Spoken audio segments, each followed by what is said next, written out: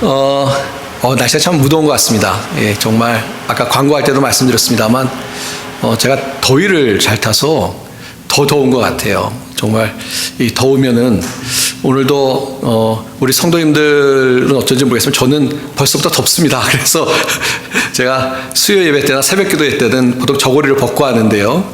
참 덥다는 생각을 많이 갖습니다. 근데 저만 그렇게 느끼는 것은 아닌 것 같고 이 기후학자들이 날씨에 대해서 이야기하면서 이상 기온이라는 얘기를 많이 합니다.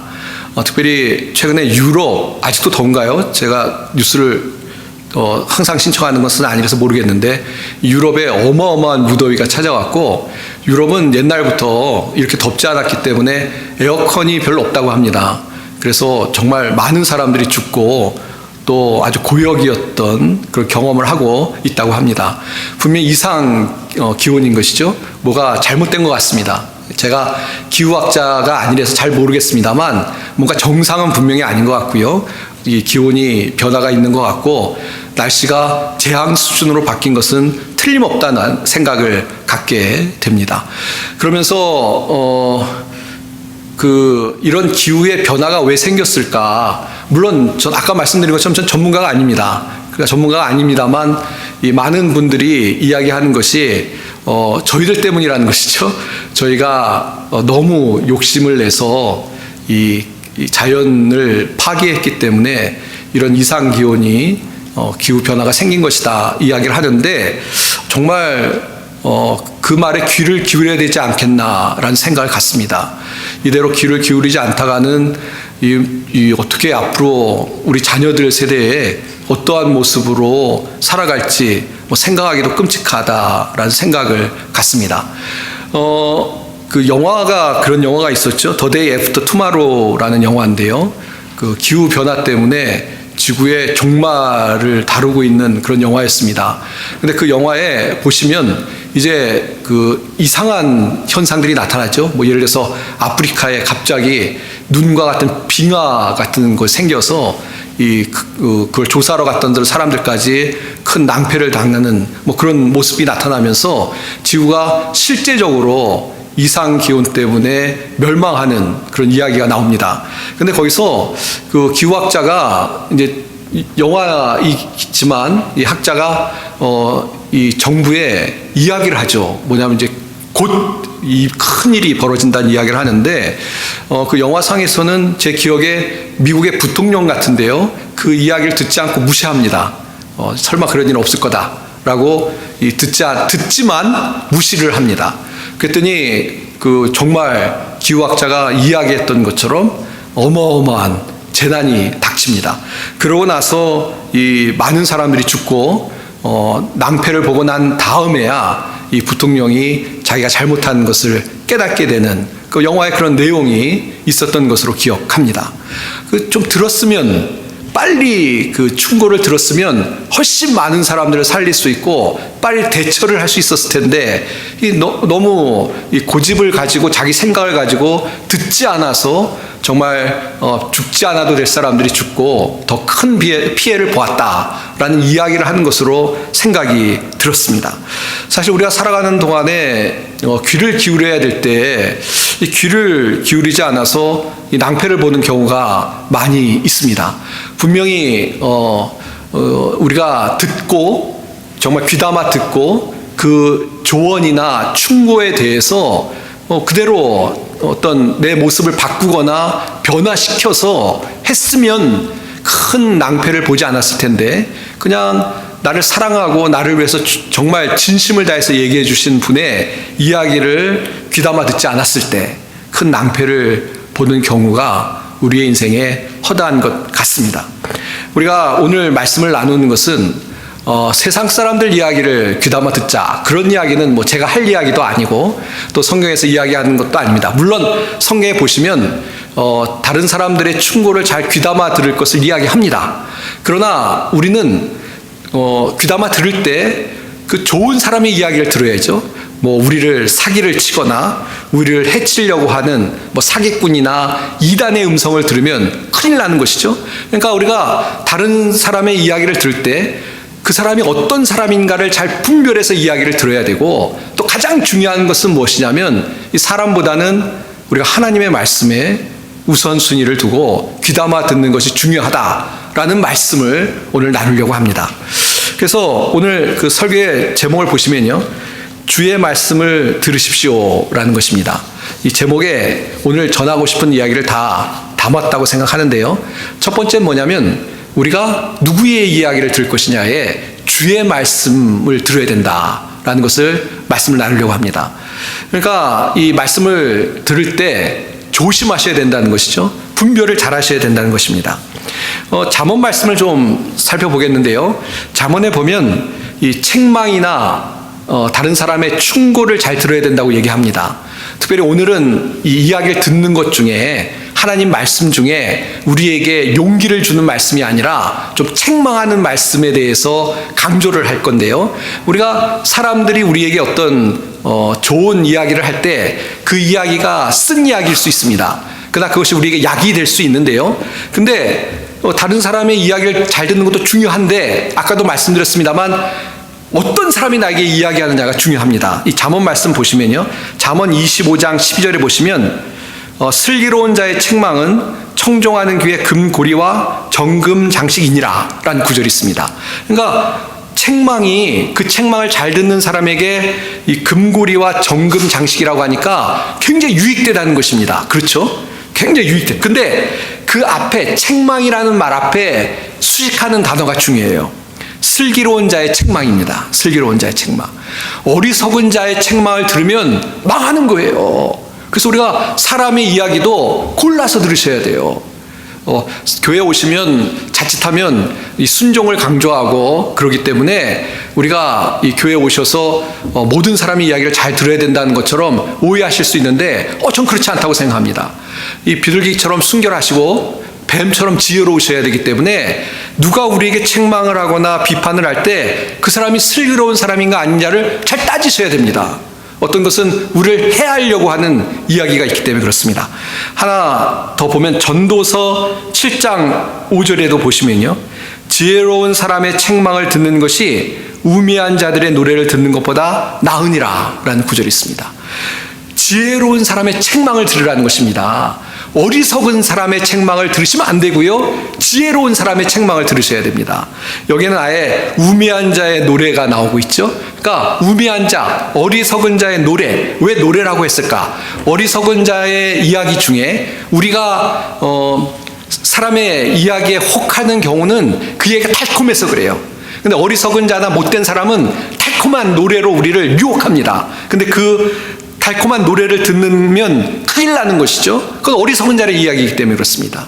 우리는 지혜로운 사람의 책망, 그러니까 정말 믿음이 있는 사람, 하나님을 잘 아는 사람, 또 지혜로운 사람, 그리고 정말 우리를 사랑하는 사람의, 우리를 위해서 하는 사람의 이야기를 듣는 것이 우매한 사람의 노래를 듣는 것보다 낫다라고 이야기를 하고 있습니다.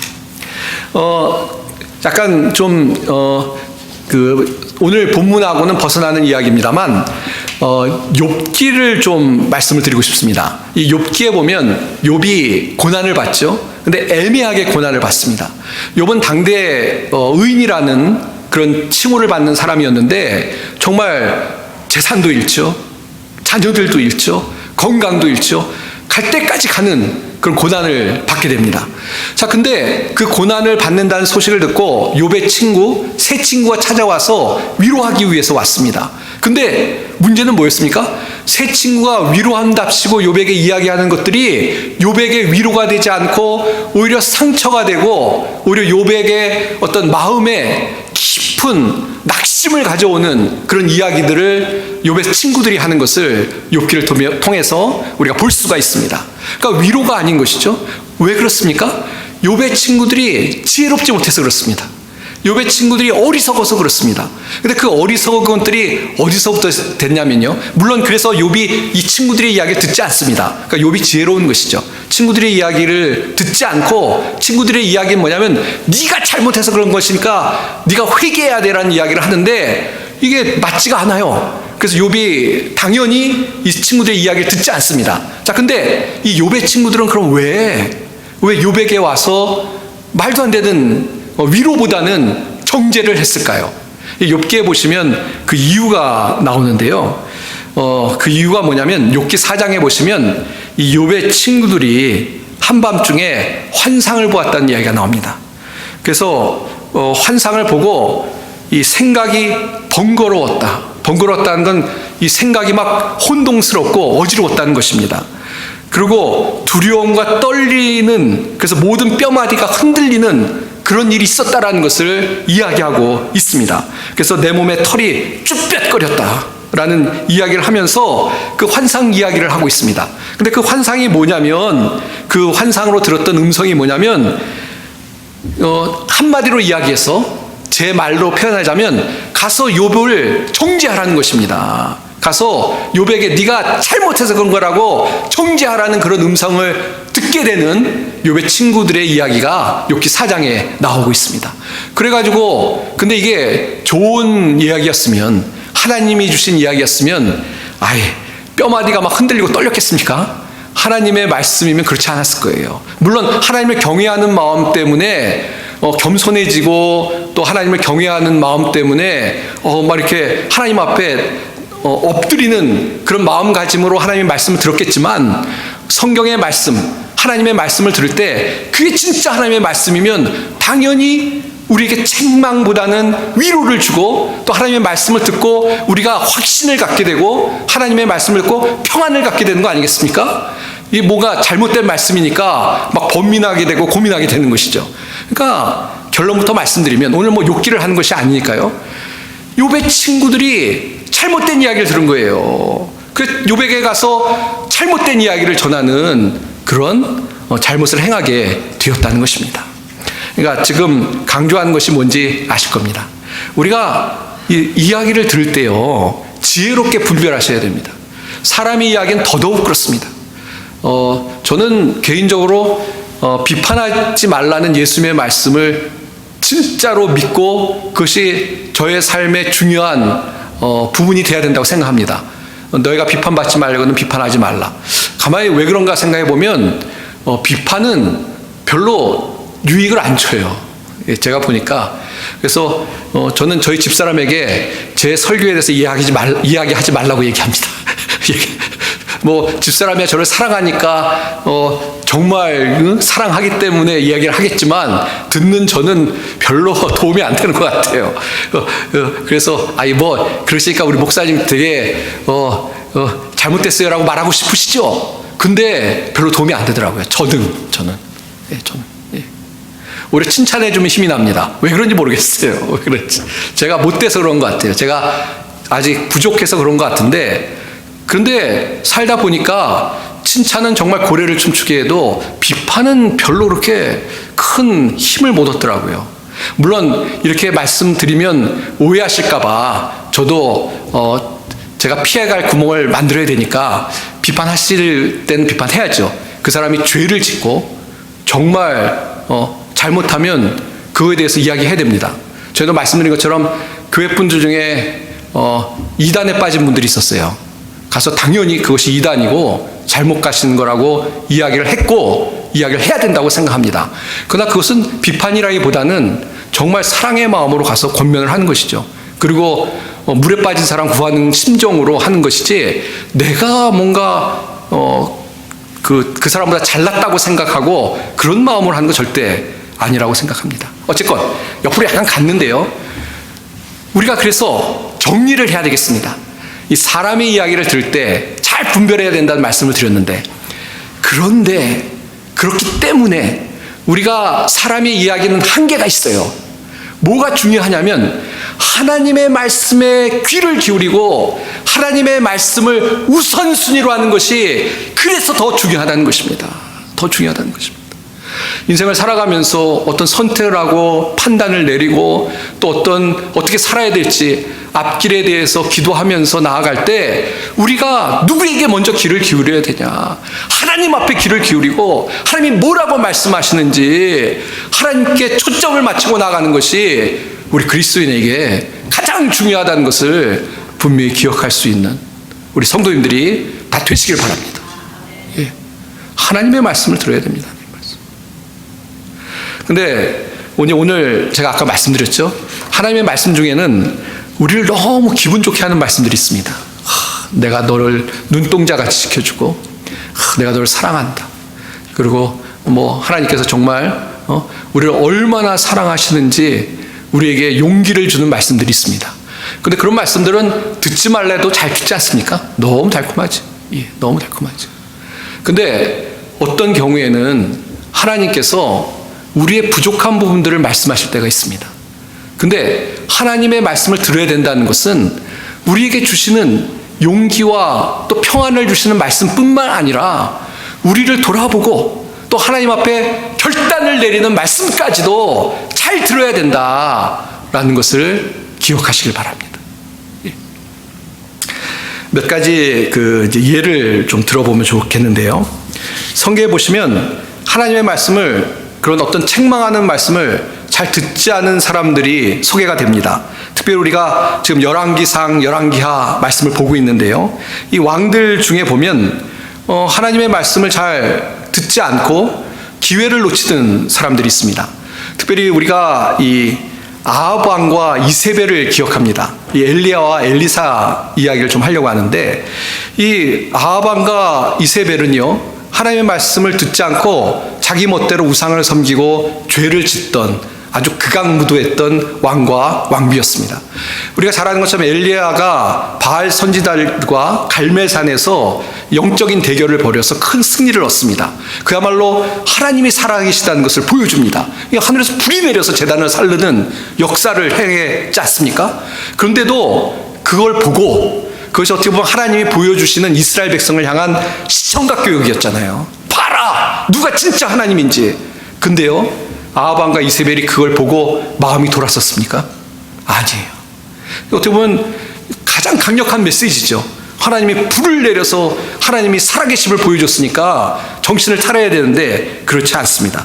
그래서 열왕기상 19장 2절에 보시면 이세벨이 사신을 엘리야에게 보내어 이르되 내가 내일 이맘때에는 반드시 내 생명을 저 사람들 중에 한 사람의 생명과 같게 하리라. 그렇게 하지 아니하면 신들이 내게 벌 위에 벌을 내림이 마땅한지라, 그런 말씀, 마땅하니라 한지라는 그런 구절이 있습니다. 이게 무슨 구절입니까?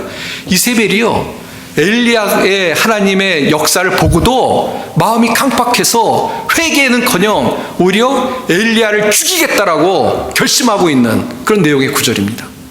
하나님이 보여주시고 말씀하시는데도 듣지 않아요. 자, 또 보시면요, 이 열왕기상 22장 6절에 보시면 이스라엘의 왕이, 이 왕은 아합입니다. 아합 왕, 이세벨의 남편.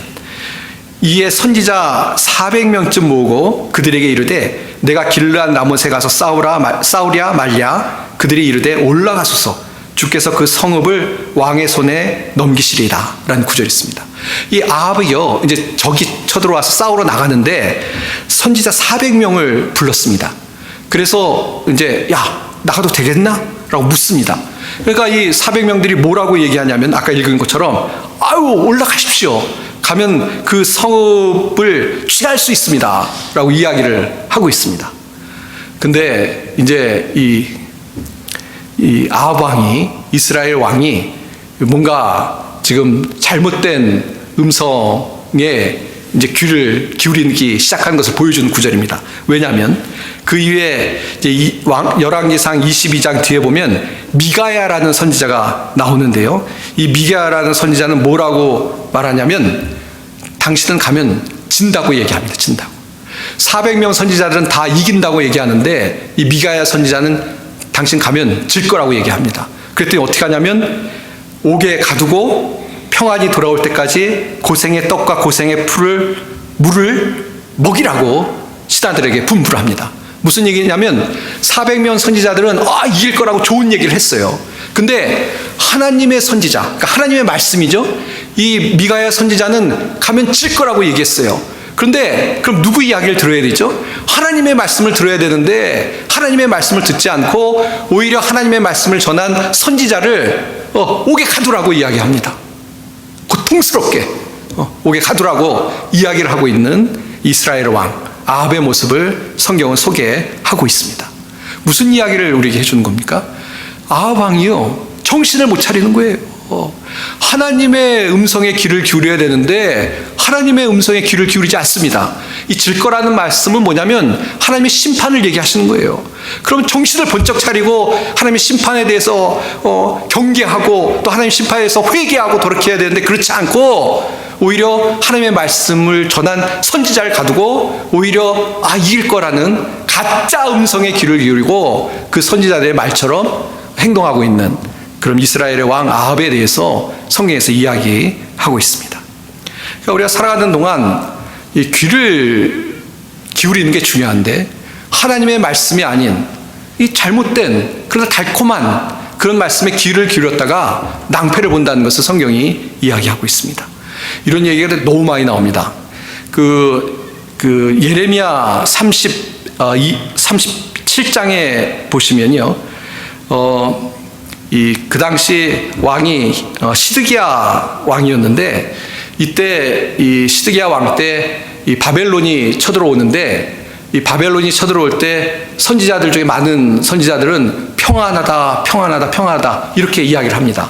근데 그때 이제 예레미야 선지자가 아니라고 바벨론한테 멸망될 거라고 그것이 이제 그 예레미야 그냥 얘기하는 것이 아니고 하나님의 말씀을 듣고 그러니까 예레미야 선지자의 말이 아니라 하나님의 말씀 책망하는 말씀을 선포합니다. 근데 어디에 귀를 기울였겠습니까? 하나님의 말씀에 귀를 기울였을까요? 아니에요. 이 시드기야와 이스라엘 백성들이 하나님의 말씀에 귀를 기울인 것이 아니라 달콤한 평안하다 평안하다는 말에 귀를 기울이고 예레미야 선지자를 웅덩이에 가두는 두 번인가 가두는 이야기가 성경에 소개가 되고 있습니다. 역시 하나님의 음성에 귀를 기울이는 것이 아니고 엉뚱한 데 귀를 기울여서 결국은 크게 낭패를 보는 이야기가 성경에 소개가 되고 있는 것입니다. 자, 이렇게 이제 좀 부정적인 이야기를 했으니까 이제 긍정적인 예를 좀 성경에서 보겠습니다. 오늘 본문으로 돌아가시면요. 지난주에 말씀을 들으신 분은 아실 겁니다. 이 히스기야 왕이 좋은 왕이었는데요. 근데 결정적인 실수를 합니다. 뭐였죠? 교만했다. 이 역대하에서는 오늘 열왕기 하에 있는 이야기를 조금 더 다른 각도에서 이야기하는데 교만해서 바벨론 사신들에게 모든 보물과 모든 무기를 다 보여주는 그런 실수를 범한 것을 성경에서 이야기합니다. 잘못한 것이죠. 하나님께서 은혜를 주셨으면 모든 영광을 하나님께 돌리고 하나님 때문에 하나님의 은혜를 입었습니다라고 하나님께 영광을 돌려야 되는데 교만해가지고 자랑으로 가득 차서 해서는 안 될 일을 한 것을 성경에서 이야기를 하고 있습니다. 지난주에 말씀을 드렸죠. 자, 근데 그 다음에 어떤 일이 벌어졌는지 오늘 말씀 보시면 이사야 선지자가 히스기야에 와서 하나님의 말씀을 대언하고 있습니다. 무슨 말씀이냐면 하나님께서 잘못했으니까 하나님께서 이제 심판하실 것이다. 그러면서 그 심판의 내용을 구체적으로 이야기하고 있습니다. 자, 근데 아까 우리 아합 왕과 또 시드기야 왕 이야기를 좀 했는데요. 또 이세벨 이야기도 했는데요. 그들의 반응은 어땠습니까? 하나님께서 딱 할 때 막 듣지 않아요. 근데 오늘 히스기야는 어떻게 반응을 하고 있습니까? 이 히스기야가 이사야에게 이르되 당신이 전한 바 여호와의 말씀이 선하니이다. 그 역대하 32장 26절에 보시면 히스기야가 마음의 교만함을 뉘우치고 그랬습니다. 마음의 교만함을 뉘우치고. 그러니까 이사야 선지자가 와서 지적을 하니까 히스기야가 마음의 교만함을 뉘우쳤다라고 이야기를 하고 있습니다. 그래서 하나님의 말씀을 받는 거예요. 하나님께서 그렇게 말씀하시는 것이 옳습니다. 그걸 받아들이겠습니다. 그 가운데 더군다나 그래도 내가 사는 날 동안 태평과 진실이 있다고 하시니 참 선하고 감사합니다. 라고 하면서 하나님의 말씀을 받아들이는 그런 히스기야의 모습을 우리에게 보여주고 있습니다. 그렇습니다. 우리가 신앙생활하면서 글쎄요, 뭐 항상 신앙생활을 잘하시고 하나님께 항상 칭찬받으시고 그렇게 사시면 그렇게 사셔야죠. 그럼 얼마나 좋겠습니까? 그러나 때로는 우리가 부족한 것을 우리 자신이 알지 않습니까? 때로는 우리가 좀 게으르고 나태해서 안일하게 신앙생활을 할 때도 있고, 때로는 어떤 세상 속에서 빛이 되고 소금이 돼야 되는데 오히려 그리스도인이라고 하면서 하나님의 영광을 가리기도 하고, 또 그리스도인이라고 하면서 분내고 성내기도 하고, 또 그리스도인이라고 하면서 그런 부정적인 걸 떠나서 적극적으로 선을 행하고 또 복음을 증거하고 살아야 되는데 그렇지 못할 때가 우리 가운데 있습니다. 자, 그러나 그런 것들을 하나님이 깨닫게 하셨을 때 어떻게 해야 될까요? 그저 감추는데 급급해야 되겠습니까? 아니면은 변명하는데 급급하거나 아니면은 그냥 도망가기에 급급해야 되겠습니까? 그렇지 말고 하나님이 말씀하실 때 좋은 말씀은 당연히 잘 들어야죠. 좋은 말씀이 아니래도 우리에게 쓰지만 하나님께서 정말 우리를 사랑하셔서 말씀하실 때 그 말씀을 아멘으로 바꾸고 그 말씀대로 결단을 내리고 믿음으로 순종하며 살아갈 수 있는 우리 모든 성도님들이 다 되시길 바랍니다. 예. 때로는 어떤 우리의 자존심의 문제가 될 수 있어요. 하나님, 내가 지금 하나님 말씀하신 대로 행하면은 가서 용서를 구해야 되고, 또 하나님 말씀하신 대로 행하면 제가 자존심이 상하는데요. 그래서 이제 하나님 말씀을 잘 안 들으려고 하는 것이죠. 아니면 하나님 말씀을 들어도 선택해서 나에게 좋은 말씀, 내가 할 수 있는 말씀만 하나님 말씀 중에 선택해서 듣는데 그러지도 마시고 하나님께서 말씀하실 때 그 말씀대로 순종할 수 있는 그런 우리 성도님들이 다 되시기를 바랍니다. 다윗과 사울왕의 이야기를 잘 아실 겁니다. 다윗과 사울왕은 여러모로 비교가 되는 왕이었는데요. 특별히 성경에 보면 이 사울이 하나님의 말씀을 순종 안 해서, 그래서 이 선지자를 통해서 책망을 들을 때, 특별히 사무엘이 가서 사울왕을 책망했을 때, 그때 사울은 기회를 놓치는 모습이 성경에 나옵니다.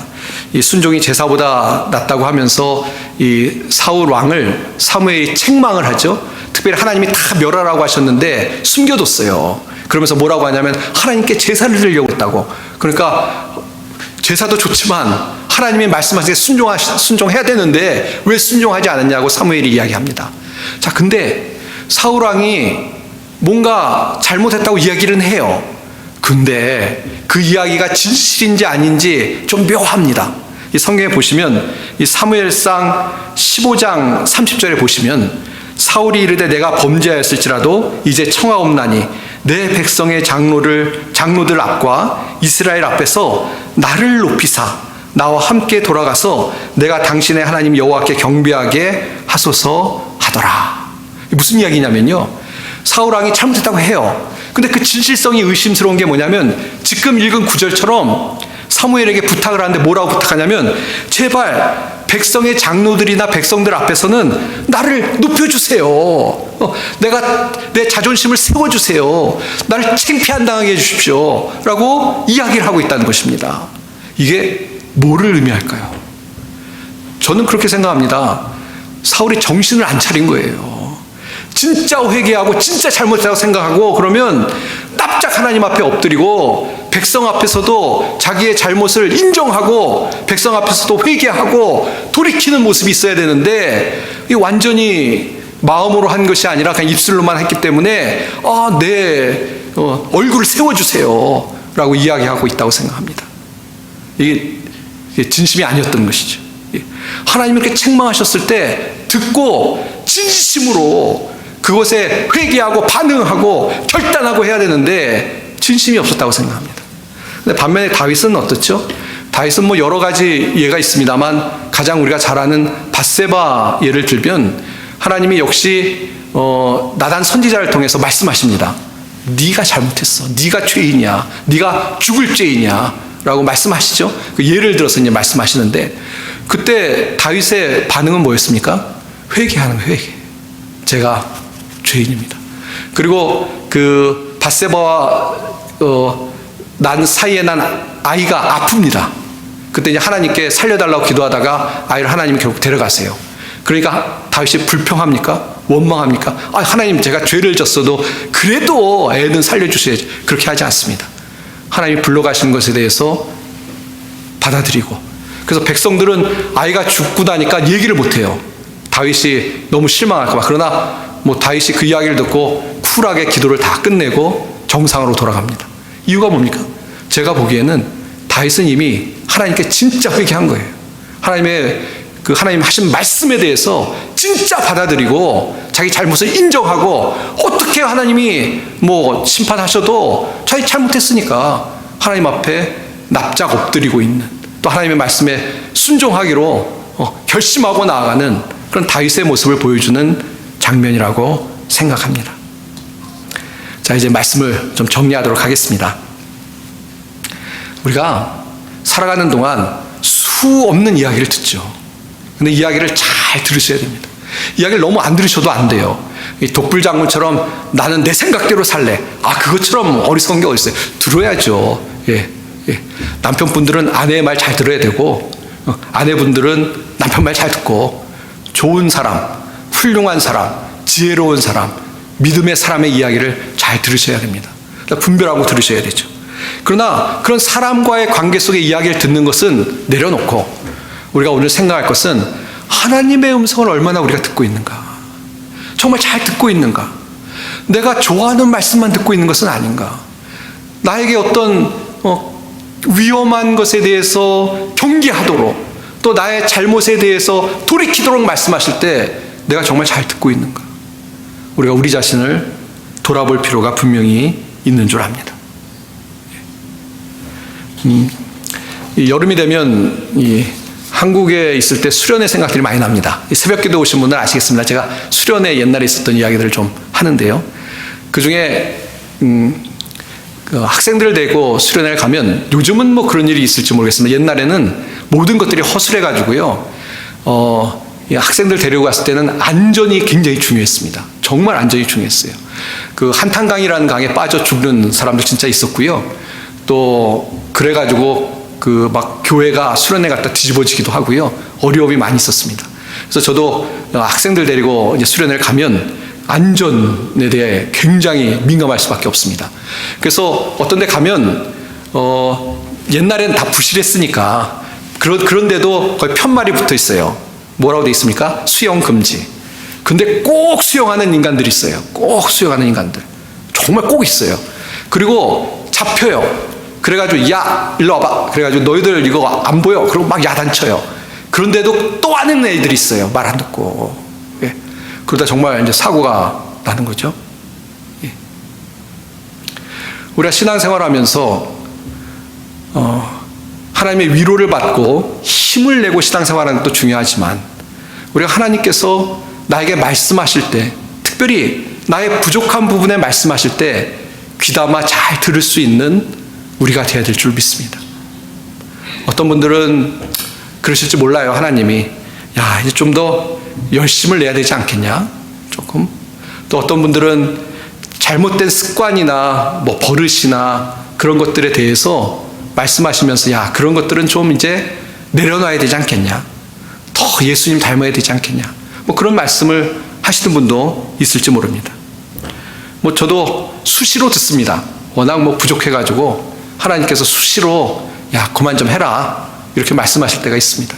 물론 환상을 봤다는 얘기가 아닙니다. 하나님 말씀을 읽다가 또 기도하는 가운데 또 말씀을 통해서 깨닫게 하실 때가 있습니다. 자, 그때 어떻게 해야 되겠습니까?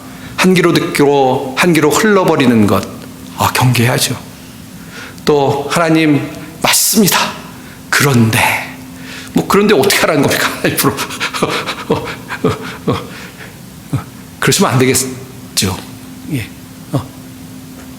그런데 나는 하고 싶어요. 수영하지 말라고 하지만 들어가고 싶어요. 그러면 안 되죠.